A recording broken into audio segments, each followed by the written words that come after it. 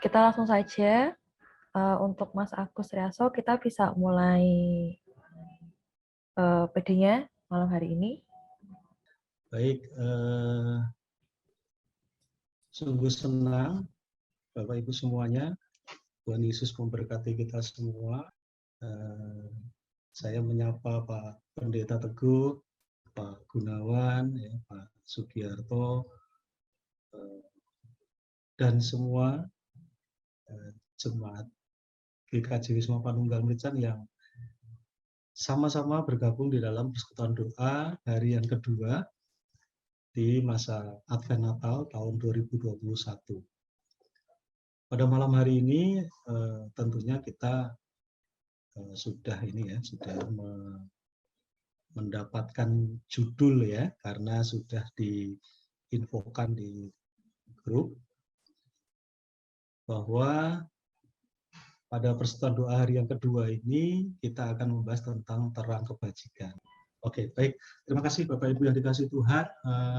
Tema kita ini terang kebajikan ya. Kemudian nanti di dalamnya kita akan berbicara masalah sukacita, kemudian bagaimana kita memiliki pengharapan yang senantiasa kepada Tuhan ya. Jadi malam hari ini sebetulnya kita harusnya bersukacita ini. Ya. Untuk itu Bapak Ibu, sebelum kita memulai ya di dalam persekutuan doa, khususnya di dalam kita memahami firman Tuhan ya, saya ingin mengajak kita memujikan nyanyian dengar dia panggil nama saya ya. Saya ingin mengajak Bapak Ibu untuk bersukacita terlebih dahulu ini ya. Saya akan memutarkan lagu, Bapak Ibu bisa menyanyikan dari rumah ya masing-masing. Ya, mari kita pujikan dengar dia panggil nama saya. Mari Bapak Ibu kita pujikan dengar dia panggil nama saya.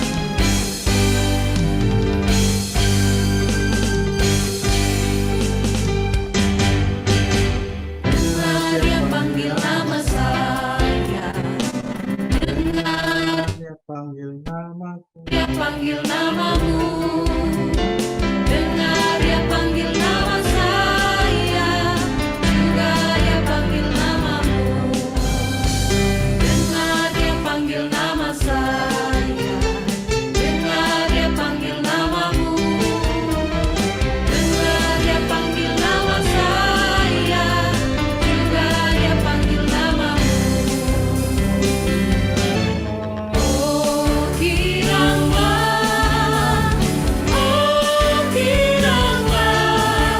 Tuhan Yesus tambah cinta pada saya. Oh kiranglah dengar dia panggil nama saya. Dengar dia panggil namamu. Dengar dia panggil nama saya. Juga dia panggil namamu.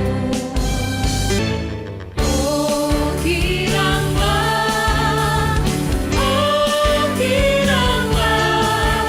Tuhan Yesus tambah cinta pada saya. Oh kiranglah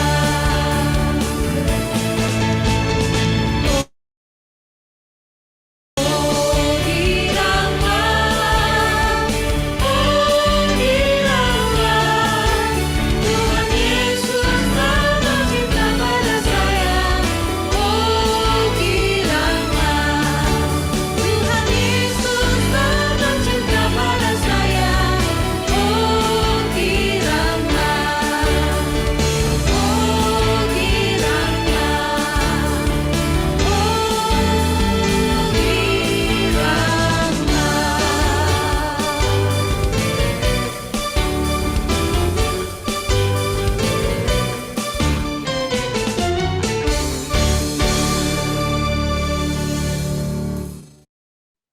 Baik, demikian tadi pujian yang saya pikir ketika kita memujikan lagu ini di rumah masing-masing tentunya membuat ini ya anggota tubuh kita juga bergerak-gerak gitu ya, karena ingin memuji nama Tuhan dengan girang gitu ya. Bagaimana dengan semangat sukacita kita melalui lagu tersebut kita bisa mengekspresikan ya, sukacita kita. Baik, sebelum kita masuk di dalam firman, saya mengajak kita semua untuk berdoa. Mari kita berdoa. Tuhan Allah Bapa yang di surga, kami mengucap syukur jika pada malam hari ini kami, jemaat-Mu, GKJ Wisma Pandungan Merican Tuhan, bersama-sama memasuki masa Advent Natal untuk persekutuan doa hari yang kedua. Kami hendak mensyukuri betapa kasih dan cinta Tuhan di dalam kehidupan kami, dan kiranya ucapan syukur kami ini boleh kami wujudkan Tuhan dalam penyembahan melalui doa-doa kami, sehingga ini boleh menjadi pemuliaan nama Tuhan dan menyenangkan hati Tuhan. Terima kasih Bapa di surga, berkati acara kami dari awal hingga akhir, hanya di dalam Tuhan Yesus Kristus kami bersyukur dan berdoa. Haleluya. Amin. Bapak Ibu yang dikasih Tuhan, tema kita terang kebajikan. Ya, jadi kalau kita melihat kebajikan ya di kita memasuki ASEAN waktu beberapa waktu yang lalu, nah, kita sudah dikenalkan dengan kebajikan, dengan hal-hal yang baik, gitu ya.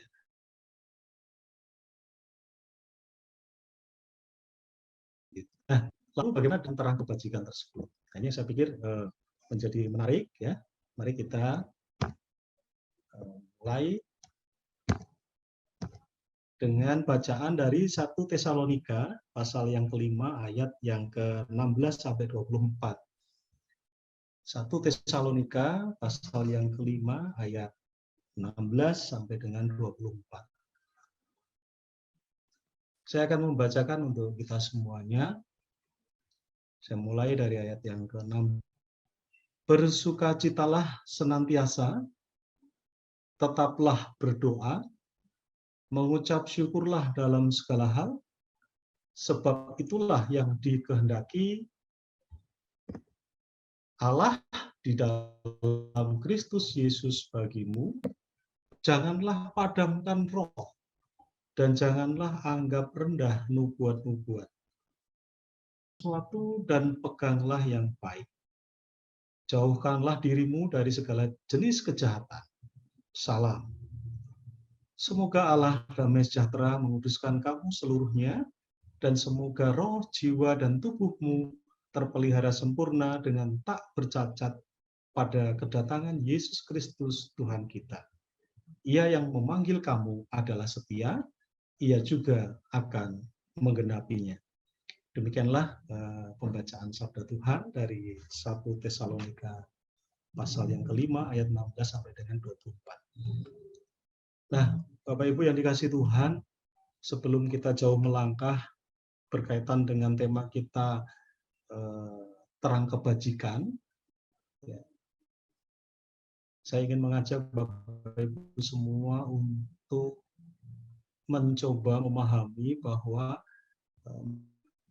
Rasul Paulus memberikan nasihat ya kepada kita semua.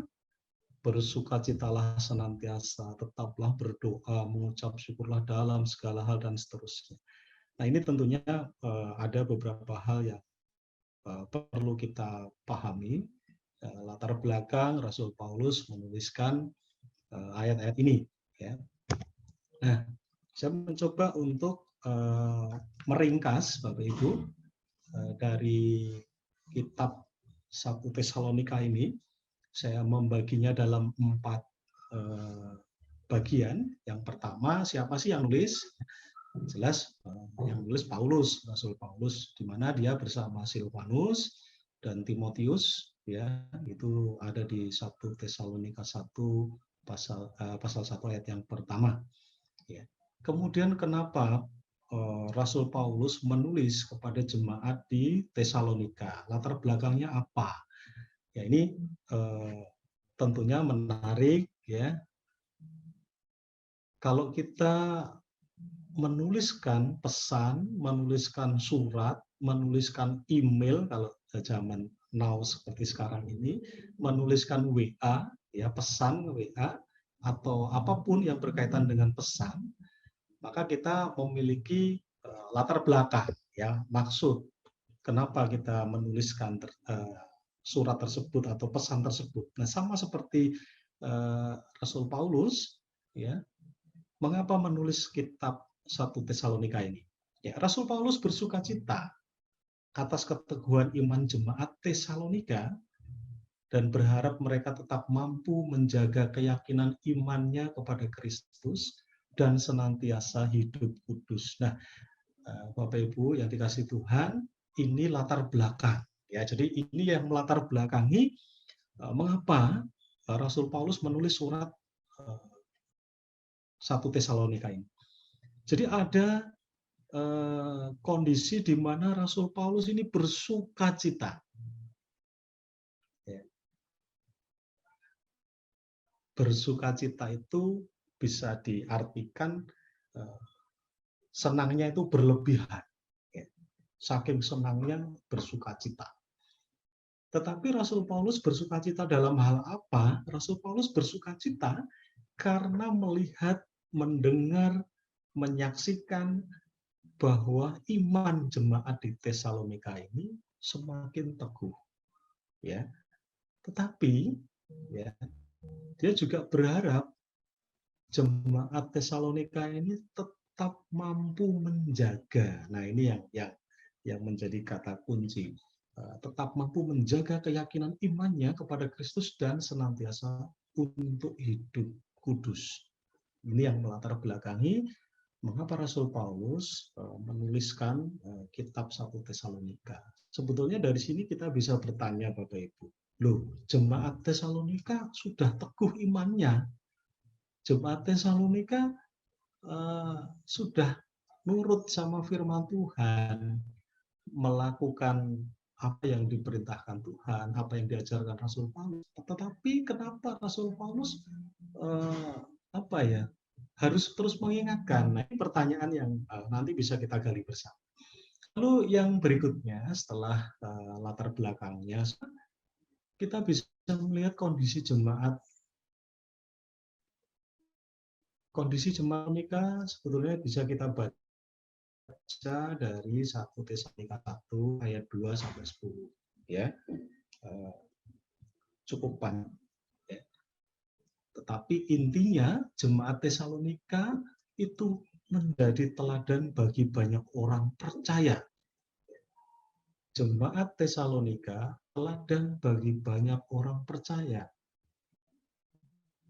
Di wilayah Makedonia, bahkan Akhaya, ya, dan bahkan kalau kita baca secara runtut itu lebih luas lagi. Ini sebuah wilayah yang di dalamnya ada kota Tesalonika. Jadi daratan yang sekarang ini juga menjadi sebuah negara Makedonia, ya, di sebelahnya ada negara Yunani dan sebagainya, dan wilayah-wilayah lain.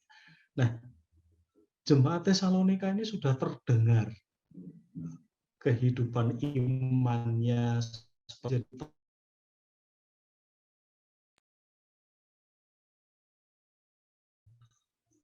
Tesalonika.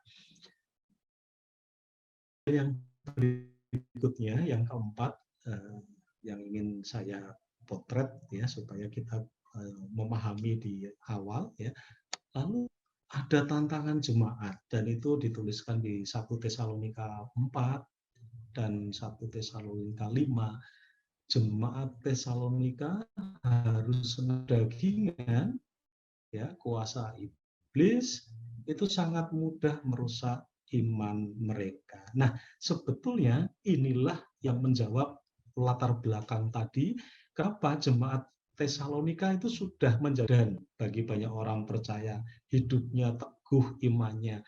Tetapi kenapa Rasul Paulus harus menulis surat untuk mengingatkan dan memotivasi? Jawabannya adalah di yang tantangan, ya, bahwa meskipun di tengah-tengah kehidupan beriman, di tengah-tengah jemaat Tesalonika, sebetulnya di sana, ya, iblis tetap bekerja, ya, kedagingan itu tetap ada, dan Rasul Paulus tidak ingin kualitas iman yang bagus yang dimiliki oleh jemaat Tesalonika itu akan menjadi rusak karena kedagingan, ya, karena kuasa iblis. Nah, ini yang melatar belakangi mengapa Rasul Paulus menulis kitab 1 Tesalonika. Lalu berikutnya, nah, apa yang dilakukan Rasul Paulus untuk jemaat Tesalonika akan melihat bagaimana kualitas hidup seorang Paulus, teladan hidup Rasul Paulus yang itu bisa menjadi teladan hidup kita juga sesuai dengan tema kita, terang kebajikan.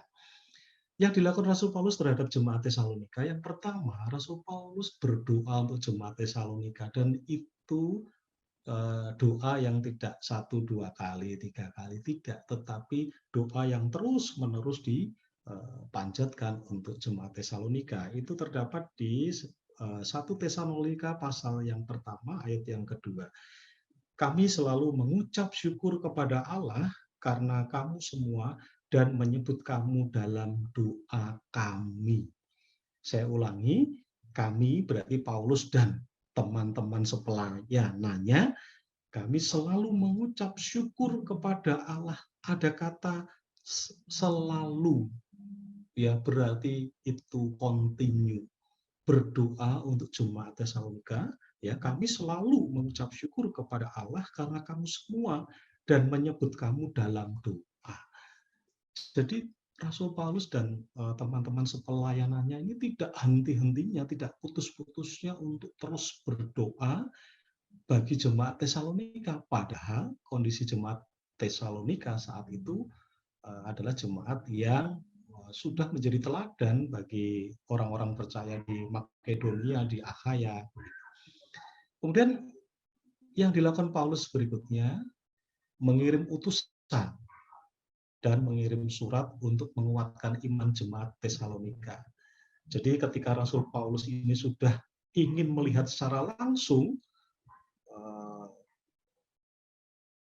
wilayah dan orang-orang yang pernah dia layani di Tesalonika, tetapi selalu gagal, ya, di salah satu ayat di Tesalonika dikatakan bahwa karena kuasa iblis, Rasul Paulus selalu gagal untuk berkunjung ke Tesalonika. Nah, tetapi dia tidak putus asa, ya. Dia mengirimkan utusan, ya, dia mengirimkan Timotius, ya, untuk berkunjung ke Tesalonika. Dan di Tesalonika itu Timotius benar-benar melihat apa yang menjadi berita selama ini yang didengar oleh Rasul Paulus, bahwa memang benar jemaat Tesalonika ini memang luar biasa imannya dan mereka hidup seturut dengan kehendak Allah. Ya, jadi setelah mengirimkan utusan, tetap saja dia mengirimkan surat untuk menguatkan iman jemaat. Lalu yang berikutnya memberikan motivasi dan nasihat agar jemaat Tesalonika senantiasa hidup kudus. Nah, ini yang menjadi poin juga bagi kita semua, bahwa Paulus ini menginginkan kualitas hidup dan kontinuitas kualitas hidup tersebut adalah kualitas hidup kudus, ya, seturut dengan kehendak Tuhan. Nah, ini yang dilakukan Paulus. Lalu pertanyaannya, mengapa Rasul Paulus kok sampai melakukan hal tersebut? Kenapa Rasul Paulus mati-matian continue selalu berdoa, ya, selalu memperhatikan, selalu memberikan motivasi, selalu memberikan nasihat kepada jemaat Tesalonika? Nah, ada beberapa ayat yang menunjukkan bahwa sebetulnya hal ini terjadi karena Rasul Paulus menganggap atau melihat jemaat Tesalonika ini adalah sebuah pengharapan, adalah sebuah sukacita, adalah sebuah mahkota kemegahan. Dan jemaat Tesalonika itu bagi Rasul Paulus adalah sebuah kemuliaan kalau mereka hidup seturut dengan Kristus. Nah, ini yang menarik ya, itu tergambar di 1 Tesalonika 2 ayat 19 sampai dengan ayat yang ke-20. Saya akan membacakan untuk kita semua.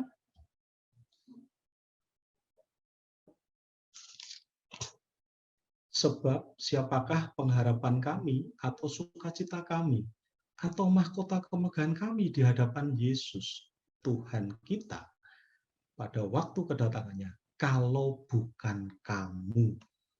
Jadi siapa yang menjadi pengharapan, sukacita, mahkota kemegahan, dan kemuliaan Rasul Paulus di hadapan Yesus?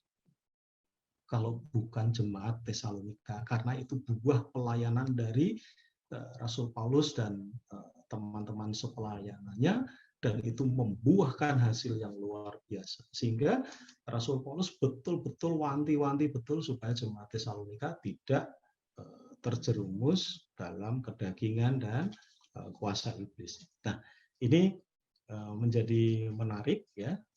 Lalu apa kaitannya dengan tema kita terang kebajikan ya. Mari kita lihat bersama. Nah, terang kebajikan di dalam materi kita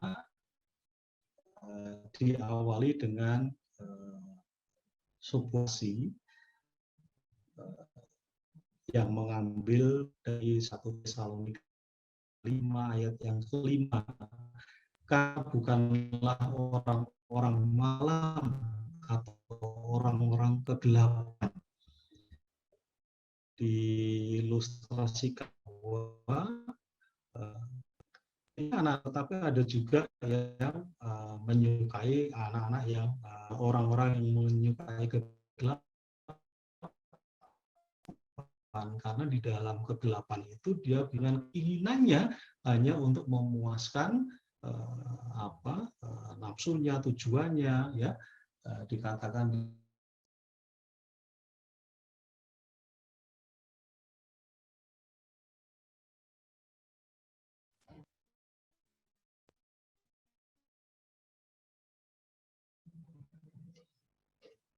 izin ya.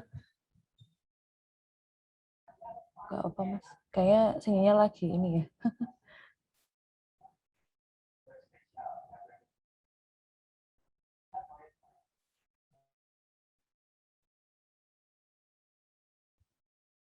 Apakah suara saya?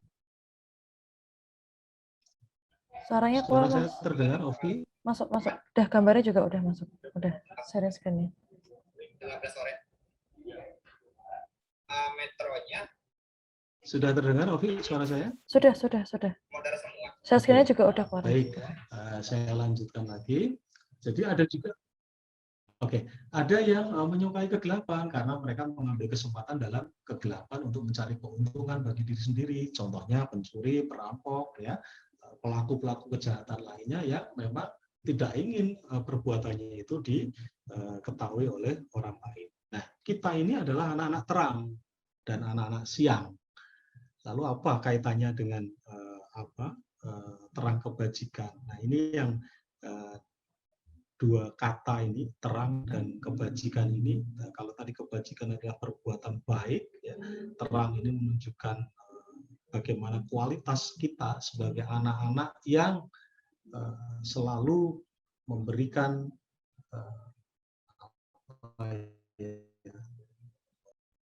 teladan hidup, ya, memberikan jalan keluar bagi orang lain, ya, dan di tengah-tengah kegelapan maka orang butuh terang. Nah, kita ini anak-anak terang, jadi kita juga bisa menerangi, ya, memberikan pelayanan kepada siapapun yang membutuhkan terang tersebut.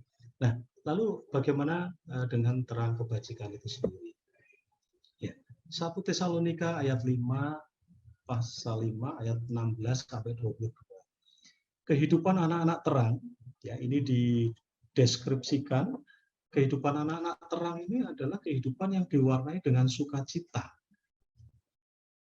Kok bisa? Nah, ini yang perlu nanti kita dalami lagi.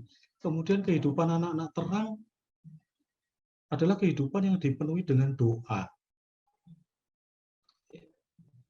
Yang berikutnya, kehidupan anak-anak terang adalah kehidupan yang dipenuhi dengan ucapan syukur. Lalu kita juga diharapkan tidak memadamkan roh.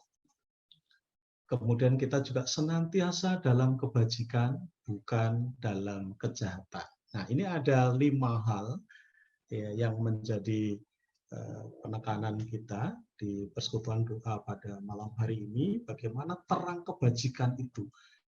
Oke, kita sebagai anak-anak terang, lalu bagaimana kita bisa mewujudkan diri kita sebagai anak-anak terang.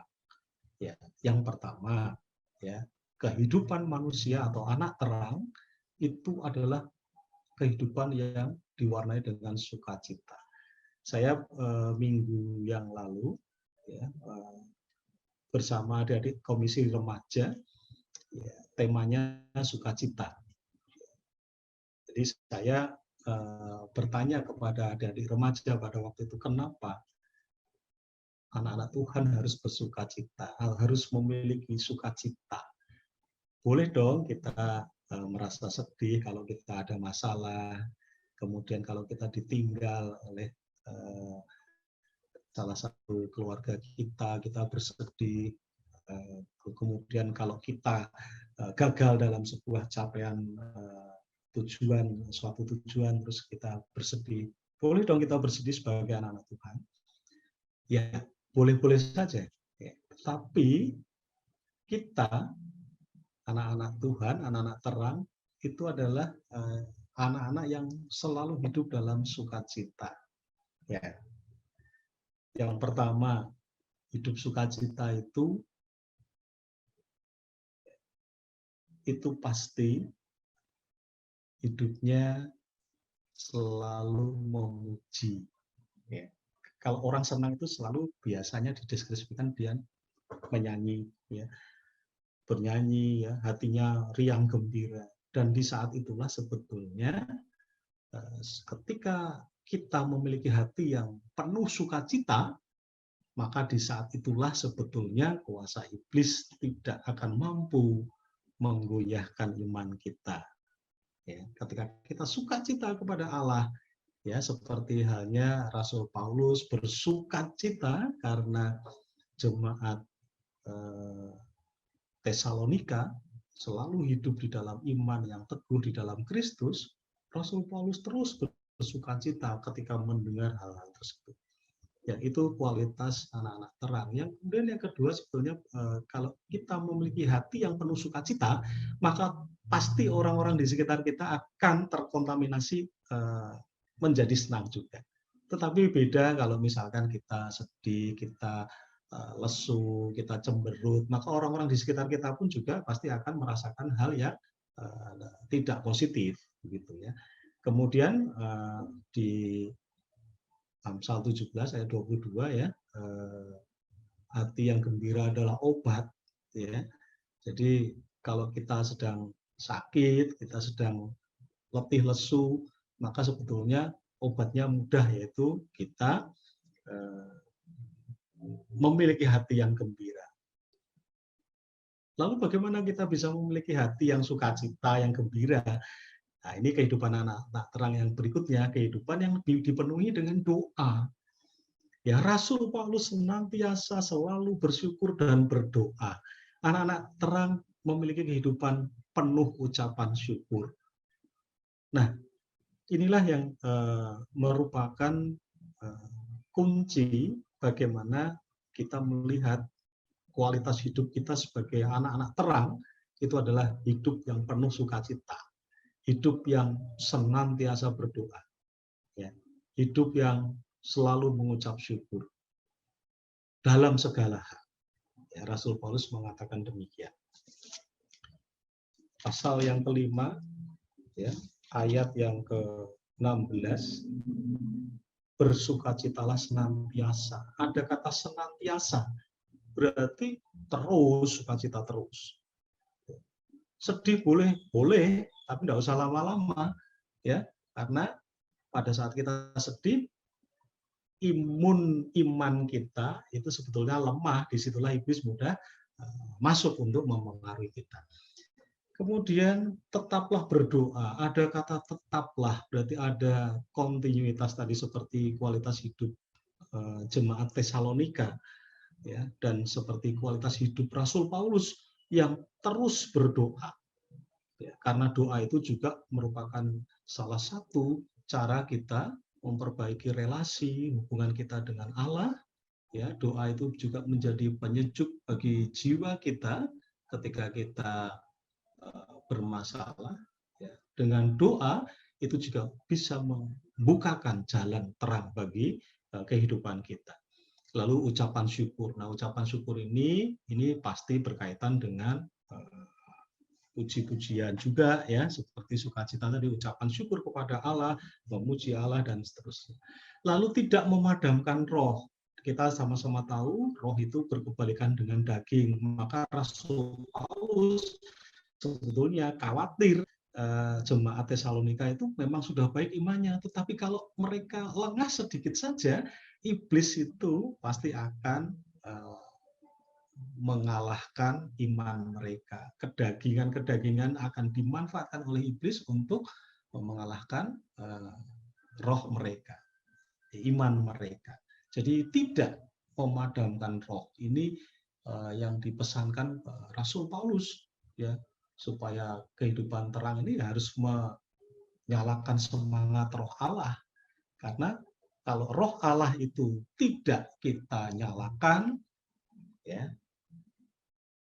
ya tentunya akan ada roh-roh lain yang akan mempengaruhi hidup kita, roh kemalasan, ya, roh yang berkaitan dengan hal-hal yang kurang baik. Gitu. Kemudian senantiasa dalam kebajikan, ya, kebajikan, saya tuliskan di sana, kebaikan, perbuatan baik, jasa, sesuatu yang mendatangkan untung, dan sebagainya. Jadi kebajikan, tetapi bukan kejahatan. Nah, ini yang senantiasa diingatkan oleh Rasul Paulus berkaitan dengan kualitas hidup anak-anak terang. Lalu berikutnya, nah, saya membayangkan Bapak Ibu bahwa sukacita, doa, ucapan syukur tadi itu sebuah sistem kekebalan iman kita. Ya, kalau kita menghadapi pandemi COVID, kita divaksin supaya kita memiliki kekebalan, ya, kita diminta meminum vitamin dan lain sebagainya, obat-obatan untuk kekebalan imun kita, ya. Maka sebetulnya kita juga punya sistem kekebalan bagi iman kita. Kalau tadi sistem kekebalan jasmani, tetapi sekarang adalah sistem kekebalan rohani kita, yaitu sukacita, doa, dan ucapan syukur. Nah, ini tentunya berlawanan dengan tadi kuasa iblis dan kedagingan. Nah, bagaimana kita sebagai anak-anak terang terus menjaga kualitas hidup kita sebagai anak terang, sebagaimana jemaat Tesalonika yang Paulus terus support di dalam doa supaya mereka tidak terlena. Rasul Paulus terus memberikan nasihat supaya jemaat Tesalonika tidak terlena. Nah, ini yang karena khawatirnya kekebalan iman jemaat Tesalonika itu akan turun, ya, maka terus diingatkan, bersukacitalah senantiasa, tetaplah berdoa. Jadi ada kata-kata yang menunjukkan kontinu, ya. Bersukacitalah senantiasa, tetaplah berdoa, mengucap syukurlah dalam segala hal. Nah, ini yang menjadi kekebalan iman kita. Nah, yang terakhir, nasihat Rasul Paulus dalam 1 Tesalonika pasal yang kelima ayat 16-22 merupakan ajakan bagi kita untuk menjadi orang-orang Kristen yang hidup dengan kebajikan di tengah segala keadaan. Kebajikan diibaratkan seperti terang. Maka jika diibaratkan terang, jadilah terang yang benar-benar terang, kita dijauhkan dari hal yang jauh dari kehendak Allah.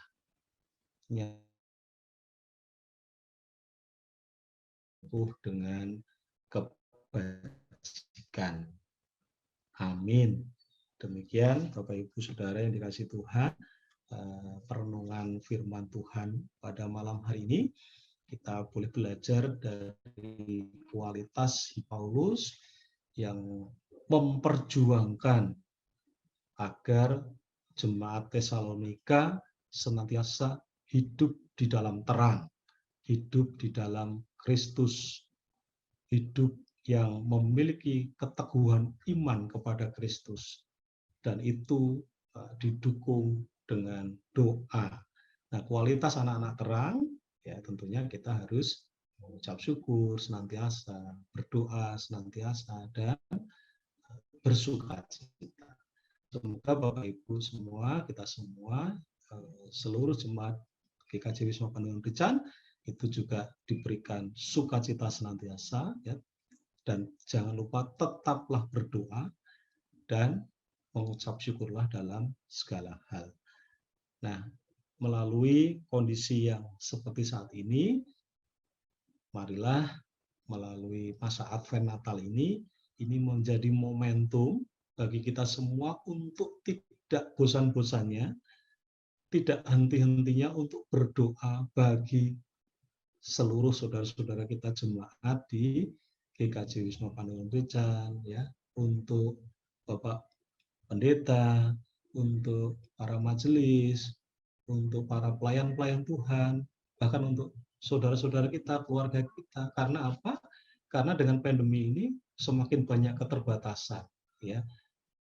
Meskipun kita mencoba melakukan kebaktian secara online, ya, tetapi mau tidak mau kita bisa melihat seperti di berbagai bidang.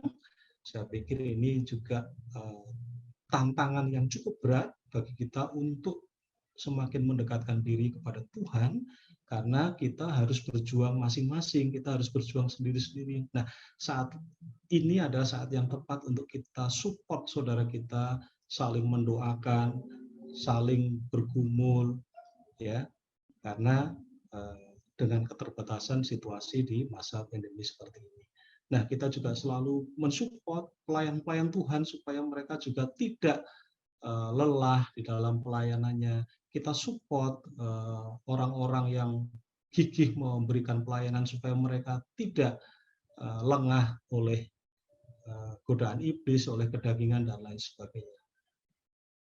Dan tentunya bagi diri kita sendiri di saat-saat seperti inilah, masa Advent Natal ini, kita diingatkan kembali untuk menjaga selalu imun dan iman, kekebalan iman kita, imun jasmani maupun imun rohani kita. Saya kira demikian, semoga ini menjadi perenungan kita bersama dan menguatkan iman kita. Amin. Mari kita berdoa. Tuhan Allah yang di surga, yang kami sembah di dalam Yesus Kristus, kami mengucap syukur Tuhan karena melalui persekutuan doa yang kedua ini, kami boleh diingatkan bahwa kami adalah anak-anak terang yang senantiasa menyinarkan kebajikan-kebajikan bagi sesama kami. Biarlah kualitas hidup anak-anak terang yang kami pelajari Tuhan, itu boleh kami wujudkan dalam kehidupan kami sehari-hari. Dan biarlah teladan dari Rasul Paulus, jemaat Tesalonika, dan tentunya melalui berkat kasih dan tuntunan Allah sendiri yang kiranya membuat kualitas hidup kami menjadi kualitas hidup yang semakin baik di hadapan Kristus. Terima kasih Bapa di surga, kami mengucap syukur untuk firman-Mu pada malam hari ini. Haleluya, amin. Terima kasih, saya kembalikan ke Ovi. Oke, terima kasih banyak Mas Agus buat firman-Nya di malam hari ini. Dan kalau ada hal yang bisa kita tarik, yaitu adalah bagaimana kehidupan anak-anak terang itu penuh dengan sukacita, dipenuhi doa, dan juga ucapan syukur. Nah, kita kemarin di minggu lalu kita sudah baca tentang bagaimana rapuhnya kita, bagaimana kita membutuhkan Yesus. Nah, di hari ini kita dibekali lagi dengan hal yang baru bahwa hidup di dalam Tuhan, hidup bersama Yesus itu ya tandanya adalah penuh dengan sukacita tadi, kemudian penuh dengan doa dan juga ucapan syukur. Nah, berharapnya dengan kita sudah mempelajari bagian ini, hidup kita bisa mulai melihat nih, apakah sebenarnya aku hidup sama Tuhan Yesus belum ya? Gitu kan. Apakah hidupku sudah penuh dengan doa, sudah penuh dengan ucapan syukur, dan sudahkah kita merasakan sukacita? Nah, terima kasih Bapak Ibu dan juga saudara-saudari untuk PD di hari ini. Selamat hari Rabu, selamat malam